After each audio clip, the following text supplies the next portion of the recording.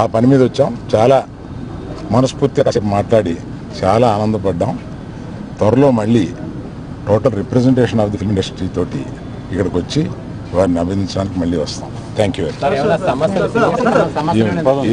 ఏమీ లేదు. మీరనే టికెట్ అనేది చాలా చిన్న విషయం అండి, దాని గురించి రాలేదు.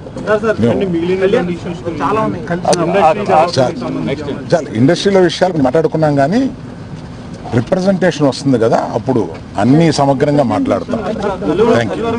Thank you very much.